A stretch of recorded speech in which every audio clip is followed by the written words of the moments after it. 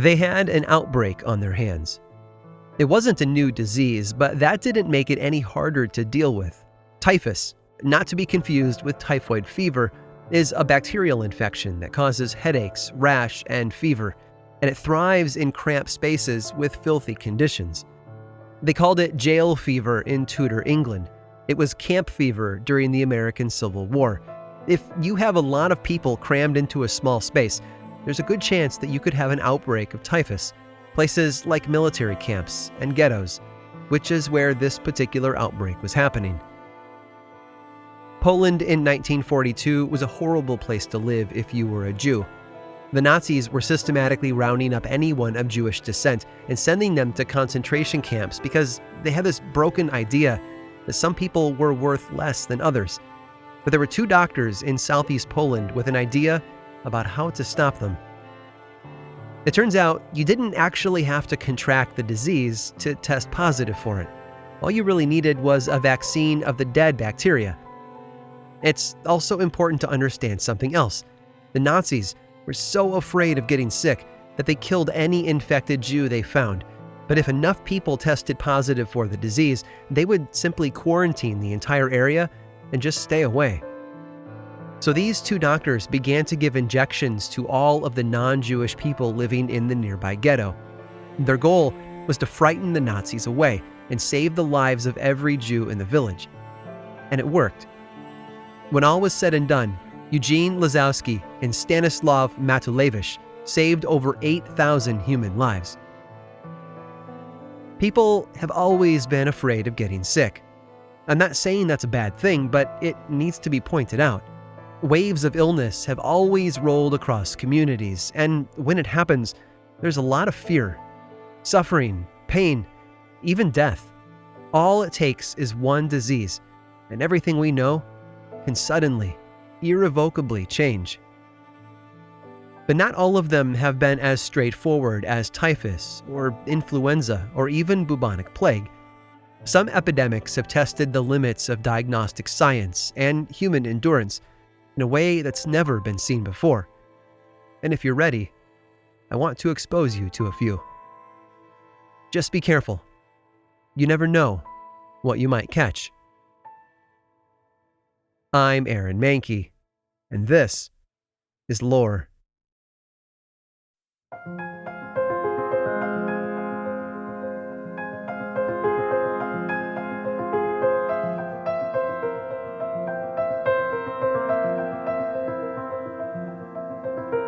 In July of 1518, an epidemic broke out in the French town of Strasbourg, which sits on the Rhine directly across from Germany.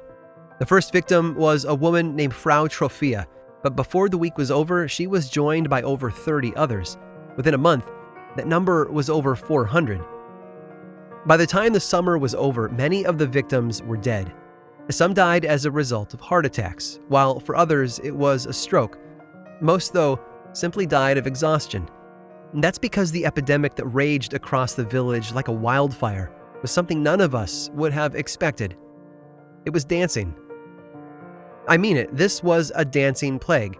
When Frau Trophia stepped into the street that day in July, she began to dance uncontrollably and never stopped. More and more people began to do the same. This wasn't a medieval flash mob or some promotional event for a popular composer's new symphony. This was involuntary, uninterrupted, uncontrollable dancing. And it was killing people. The local physician decided the dancing was caused by hot blood, and as if he were some sort of time-traveling Bruno Mars, prescribed more dancing as a cure. The village even built a stage and brought in musicians to play for the afflicted, so they could stay on rhythm. When people started dying, though, they decided that something otherworldly must be the root cause. In the end, they blamed it on Saint Vitus. He was a Christian martyr from 3rd century Italy who had become known as the patron saint of dancers. The village believed that they had somehow upset him, and the dancing was part of their punishment. So they outlawed gambling and prostitution, and then sent the victims to a nearby shrine dedicated to the saint. Within weeks, they were cured. South of Strasbourg, in the homeland of St. Vitus, the combination of dancing and disease had been around for hundreds of years. The earliest mention on record dates back to the 11th century when a physician named Pontus described the symptoms of an illness he called a tenesmus. Back then, though, the dancing wasn't the symptom, it was the cure. People would apparently get sick with a number of symptoms. For many, it would be depression, breathing troubles, poor circulation, fainting spells, and a weak pulse. People would feel cold, numb, and tired beyond reason, but they would also throw themselves on the ground and writhe around in pain. These early Italians blamed the sickness on the bite of a spider known as the tarantula wolf spider, although some records also mention a scorpion as another possible source. As a result, the condition was referred to as Tarantism, and it came with a pretty bizarre medical treatment. Once a person began to show symptoms, there was only one cure that would work. While a musician played a very specific song, the patient was required to perform a correspondingly specific dance. Do it all correctly and for long enough, and a patient could be saved. Now, before you write this off as some sort of local isolated craze, I need to point out how widespread this really was. Over the course of centuries, at least 270 historical writers have recorded accounts of a dancing plague in their works. One of them, a composer named Stephen Storas, recorded his own experience in 1753 when he was visiting a village near Naples. It just so happened that while he was there, a man became sick with the disease, but because the town priest was away, everyone turned to him to play the tune. The moment he did, this is what happened. The man began to move accordingly, Storas wrote, and got up as quick as lightning and seemed as if he had been awakened by some frightful vision, and wildly started about, still moving every joint in his body. The instant I left off playing, the man fell down and cried out very loudly and distorted his face, arms, legs, and any other part of his body that clearly indicated him to be in miserable agonies. Storas claims he played the tune for 2 hours before stopping. The patient collapsed from exhaustion and was taken inside by friends, where he was soaked in a tub while a surgeon bled him. A few days later, he was fully recovered. Looking back at the evidence, it's actually difficult to pin all this on a spider. Sure, most of the outbreaks of tarantism occurred in the summer months when spiders would be most active, but patients never seemed to be able to point to a mark on their body that was distinctively a spider bite. In fact, in 1693, one physician actually allowed himself to be bitten twice, right in front of a group of witnesses and a notary, and yet nothing ever happened to him. Whatever the cause really was, these cases were widespread. Some people would experience the same illness every summer, year after year, while others would never get sick at all. A whole network of traveling musicians existed for a very long time, wandering the Apulia region of Italy, looking for villages that needed music to trigger the dancing. That dance is still around today, by the way. It's sort of a cultural relic from another time, when only a specific song and dance routine could cure you. It's called the tarantella, hinting at that spider bite that started everything. It even shows up a number of times in the Harry Potter novels in the form of the spell called the Tarantallegra, the dancing feet spell. If there's one thing I've learned from history, though, it's that there's always something worse. Plagues of dancing, however exhausting and mysterious they might have been, pale in comparison to other outbreaks. Some, in fact, have been a lot more frightening and deadly than most of us would be comfortable with. Stay with me now, because things are about to get crazy. Literally.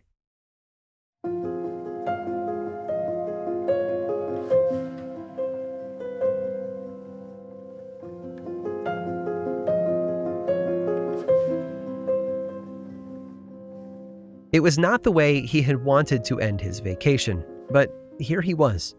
Not that home was a horrible place to be. Ponceau-Esprit is a picturesque village sitting on the edge of the Rhône in southern France, about 80 miles north of where the river meets the Mediterranean Sea. Dr. Gabet had returned home on August 17th of 1951, a day before he was due back to his practice, hoping to get caught up on things at home.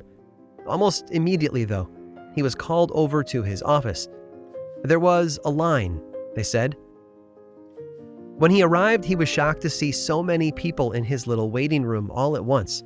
There were more outside too, and none of them, from the youngest to the oldest, looked even slightly well. I doubt he even thought about his vacation at that point. He just got to work. It looked like it was going to be a long day. What he discovered, though, was amazing. He didn't have dozens of patients all seeking treatment for their own individual ailments. No, he had one large, community-wide illness. Each new patient that walked into his exam room presented the same symptoms: intestinal discomfort, nausea, and chills. Dr. Gabe had seen food poisoning before, and this was definitely that. Just never before on this scale. It was disconcerting. Nevertheless, he prescribed each of them something for their discomfort and sent them home to rest. Given enough time, he said, they'd all be back to normal. And that's what everyone did. They went home and climbed into bed, and as the hours went by, those symptoms faded away. A good doctor was right, after all. That's when most of the patients discovered something odd. Even though their symptoms had left them exhausted, they couldn't sleep. They would lay awake in bed all night, but oddly would get up the next morning feeling refreshed and full of energy. It was unusual for sure, but nothing worth going back to the doctor for, as far as they were concerned. Which was probably a good thing, because Dr. Gabe was already busy with other, more unusual problems. On the 19th, one of those original food poisoning patients, Madame Charpie, called for his help after she suffered what appeared to be epileptic convulsions.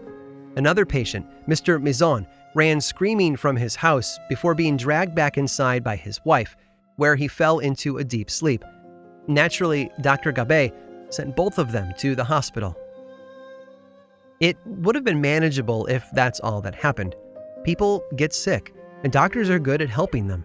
But Charpie and Mizon weren't the end. They were just the beginning.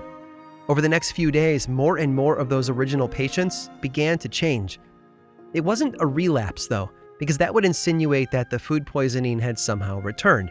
No, this was different, as if whatever they were suffering from was somehow evolving.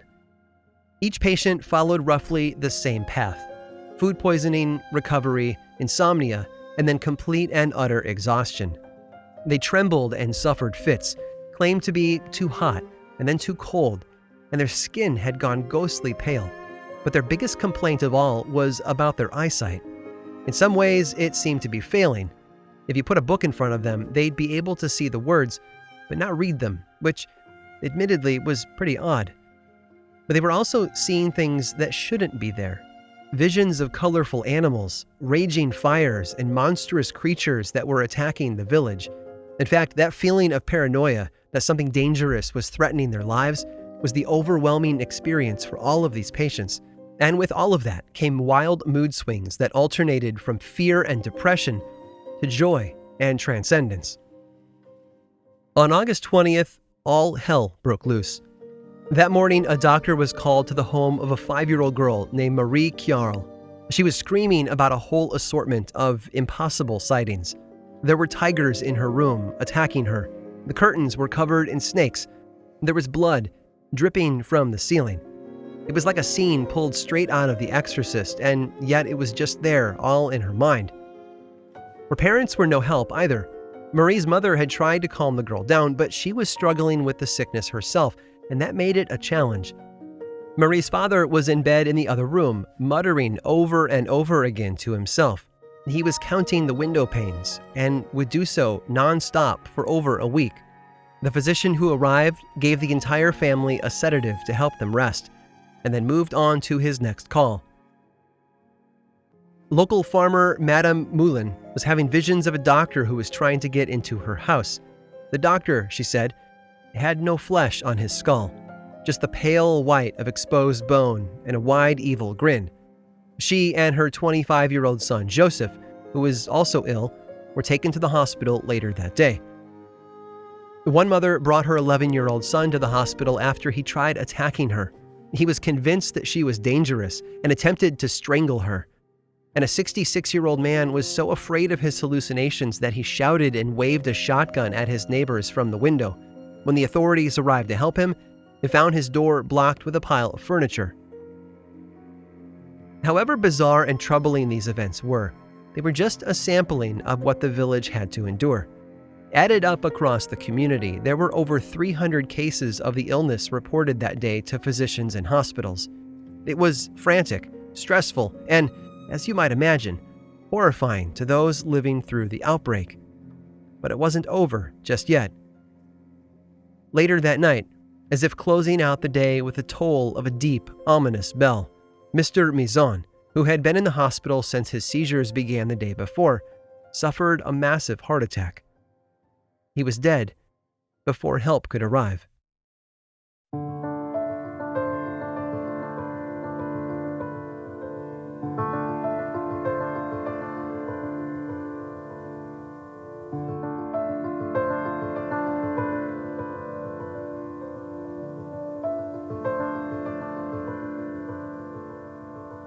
It was the bread. At least that was their working hypothesis. To understand why, there are a few things you need to know about how bread worked in 1951 France. At the time of the outbreak, France used a sort of distribution system for making sure that every region of the country had enough flour to make bread. They called it the Union Minière, the Millers' Union, but it was more than that.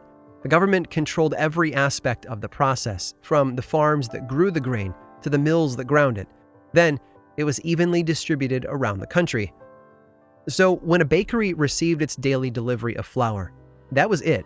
Whether it was good or bad, you had to use it or skip making bread for the day. And that's the sort of decision that a number of bakers had to make on August 15th of 1951.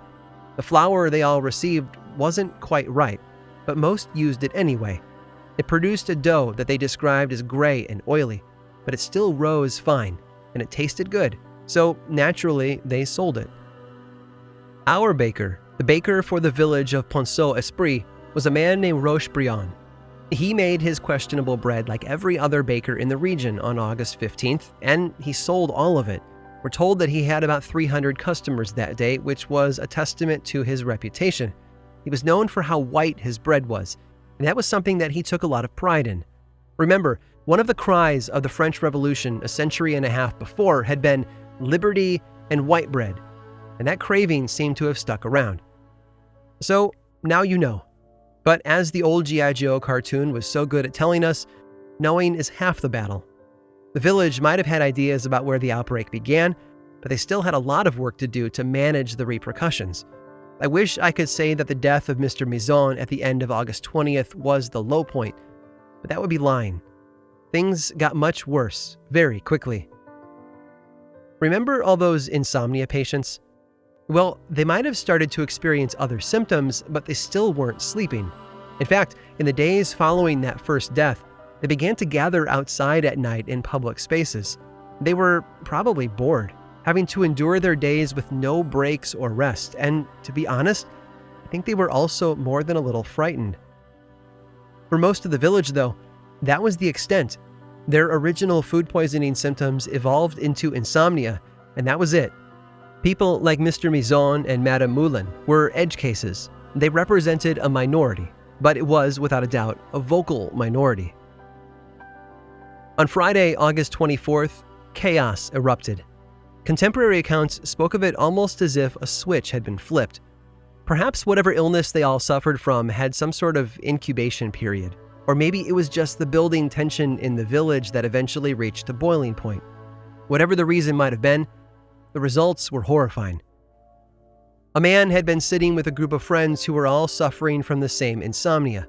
All of a sudden, he stood up, bolted toward the river, and then threw himself in. And as he did, he shouted, "I am dead! My head is made of copper, and I have snakes in my stomach!" Thankfully, his friends were able to pull him to safety, and then immediately took him to the hospital. Elsewhere, a grandmother slammed herself into a wall in an effort to escape an invisible enemy, and broke 3 ribs in the process. Another man claimed to see his own heart slipping out of his body through his feet, and begged his doctor to help.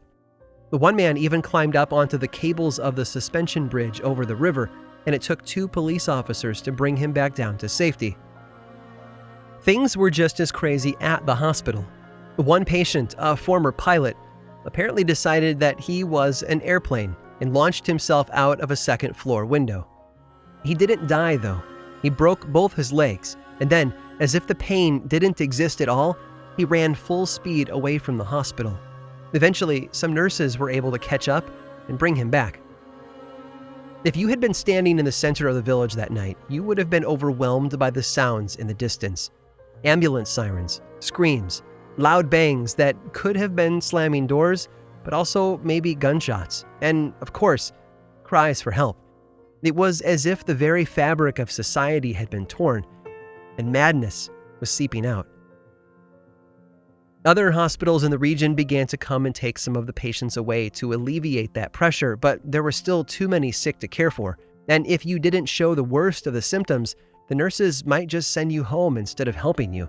It might seem cruel today, but in that moment, they were just doing the best they could. Not only had the outbreak become chaotic, but it also turned deadly. One older couple, Mr. and Mrs. Ryu, died together in their home from simultaneous heart attacks brought on by the fear and panic. Joseph Mullen, who had been in the hospital with his mother since August 20th, suffered a series of convulsions and then slipped into a coma before passing away. The fifth and final death was a 79-year-old man named Joseph Portal, who died under care at a local psychiatric hospital. And then, the storm began to fade.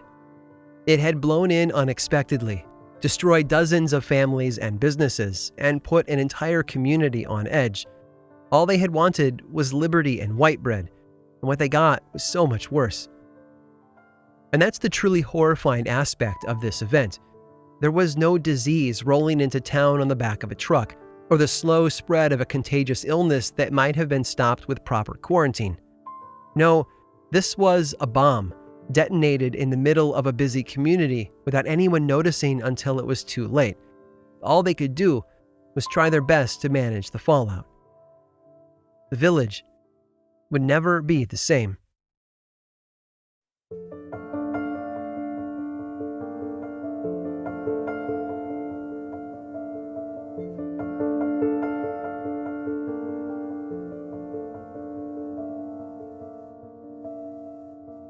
Humanity is no stranger to outbreaks of illness. In fact, some of the biggest tragedies in history have been a product of disease. The first recorded instance of bubonic plague, which began in the spring of 542, killed an estimated 25 million people, and that was just a warm-up. About 800 years later, it returned, and it burned Europe to the ground for years. When it was done, a third of the Earth's population was dead, close to 100 million lives. It's no wonder they called it the Black Death. Sure, only 5 people died in Ponceau-Esprit, but I still think that it was a unique outbreak. With a plague, you could follow its path.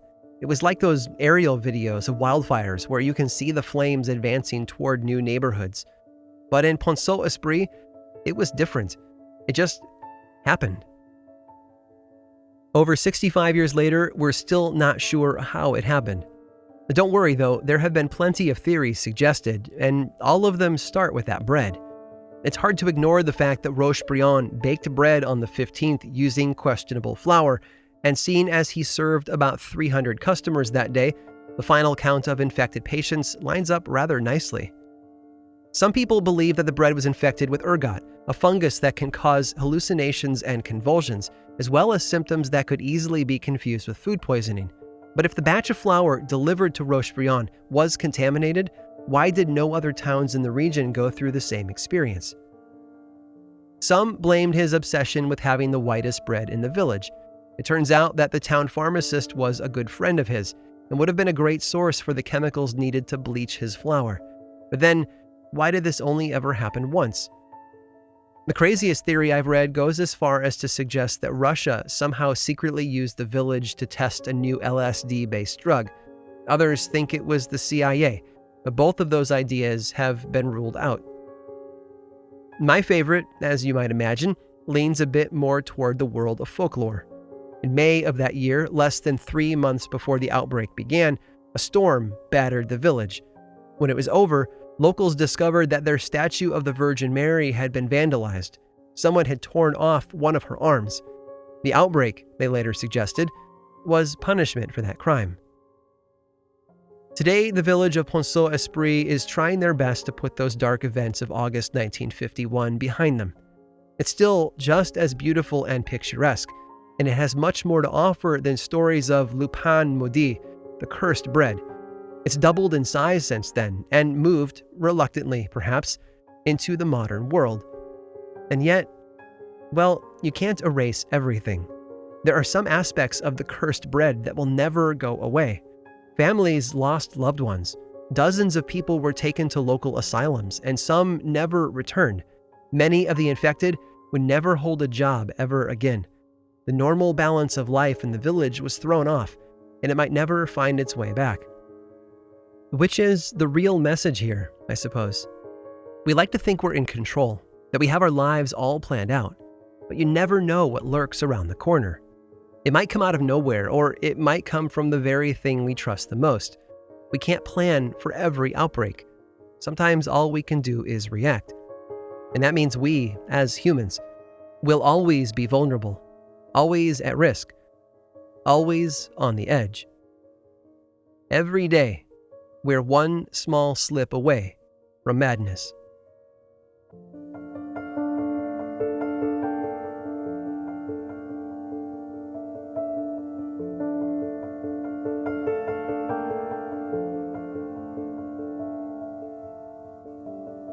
This episode of Lore was written and produced by me, Aaron Mahnke, with research help from Marcette Crockett and Carl Nellis, and music by Chad Lawson. If you're new around here, this is my friendly reminder that Lore is a lot more than just a bi-weekly podcast.